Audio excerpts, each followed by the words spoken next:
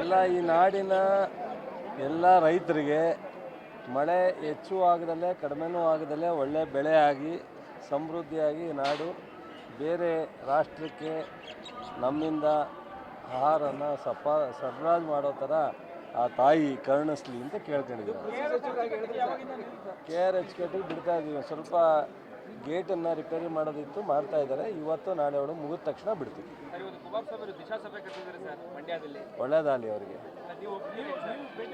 ನಾನು ಹೋಗ್ತೇನೆ. ನನಗೆ ಮೈಸೂರು ಡಿವಿಷನಲ್ಲಿ ನಮ್ಮ ಇಲಾಖೆ ಮುಂಗಾರು ಮಳೆ ಆಗಿರೋದ್ರ ಬಗ್ಗೆ ಏನೇನು ಬಿತ್ತನೆ ಆಗ್ತಾಯಿದೆ ಅದ್ರ ಬಗ್ಗೆ ಮೀಟಿಂಗ್ ಕರೆದಿದ್ದೀನಿ ಇವಾಗ 11:30ಗೆ. ಅದರಿಂದ ನಾನು ಹೋಗ್ತಾ ಇಲ್ಲ.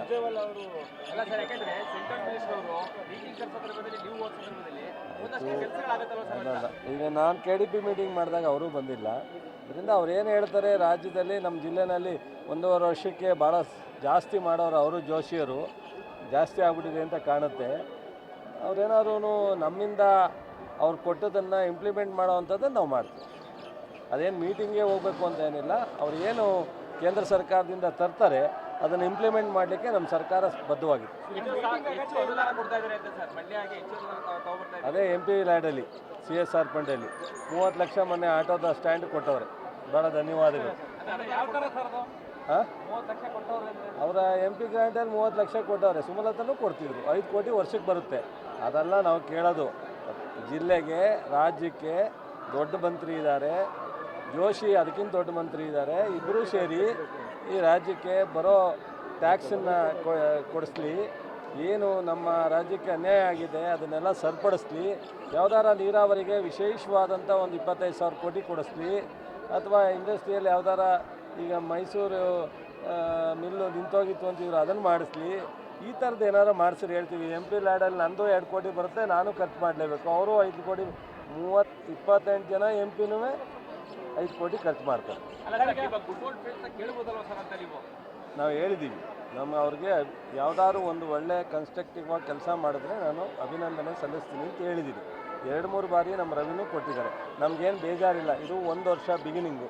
ಇನ್ನು ಮುಂದೆ ಮಾಡೋ ಅವಕಾಶ ಇದೆ, ಮಾಡಲಿ. ದಿಸಾ ಮೀಟಿಂಗ್ನೂ ಮಾಡಲಿ.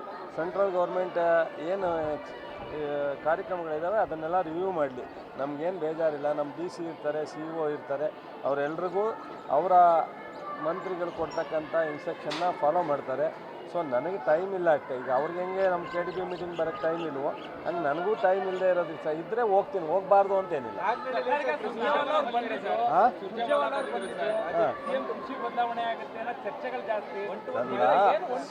ನನ್ನ 2 ವರ್ಷ ಆಗಿದೆ. ಈ ಟೈಮ್ನಲ್ಲಿ ನಮ್ಮ ಸರ್ಕಾರ ಜನಪರವಾದಂಥ ಏನೇನು ಮಾಡಿದ್ದಾರೆ ಅಭಿಪ್ರಾಯಗಳು ಶಾಸಕರು ಅಲ್ಲಿಯ ಸ್ಥಳೀಯವಾಗಿ ಸರ್ಕಾರ ಮಾಡ್ತಾ ಇರೋದನ್ನು ಸರಿ ಇದೆಯಾ, ಕರೆಕ್ಷನ್ನ, ಅಥವಾ ಇನ್ನೇನಾದ್ರು ಅಡಿಷನಲ್ ಮಾಡಬೇಕಾ, ಅವರ ಅಭಿಪ್ರಾಯವನ್ನು ಇನ್ನೂ ಹೆಚ್ಚಿನ ನಾವು ಇಂಪ್ರೂವ್ಮೆಂಟ್ ಮಾಡಲಿಕ್ಕೆ ಜನಾಭಿಪ್ರಾಯ ಏನಿದೆ ಅನ್ನೋದು ಕೇಳಲಿಕ್ಕೆ ಬಂದಿದ್ರೆ ವಿನ ನೀವು TV-ಯವರು ವಿರೋಧ ಪಕ್ಷದವರು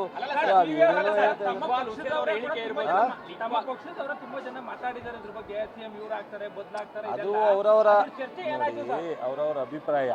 ಶಾಸಕರು ಅವರವರ ಅಭಿಪ್ರಾಯ ಹೇಳಿದ್ದಾರೆ.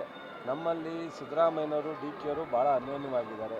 ಏನೇ ಆದರೂ ಇಬ್ಬರು ಒಗ್ಗಟ್ಟಾಗಿ ಹೋಗ್ತಾರೆ. ಹೈಕಮಾಂಡು ಅದಕ್ಕೆ ಸಮರ್ಥವಾಗಿದೆ. ರಾಷ್ಟ್ರದ AICC, ರಾಜ್ಯದಲ್ಲಿ ಸಿದ್ದರಾಮಯ್ಯನವರು DKಯವರು ಯಾರೇನೇ ಮಾಡಿದ್ರು ಡಿವೈಡ್ ಆಗೋಲ್ಲ, ಒಟ್ಟಿಗೆ ಹೋಗ್ತಾರೆ. ತೀರ್ಮಾನ ಒಟ್ಟಿಗೆ. ಅದೇನು ನಾನು ಕರೆದಿರಲಿಲ್ಲ.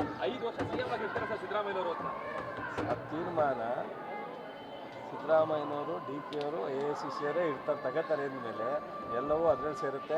ಮತ್ತೆ ಏನೋ ಬ್ಲಾಸ್ಟ್ ಮಾಡೋದು ಬೇಡ.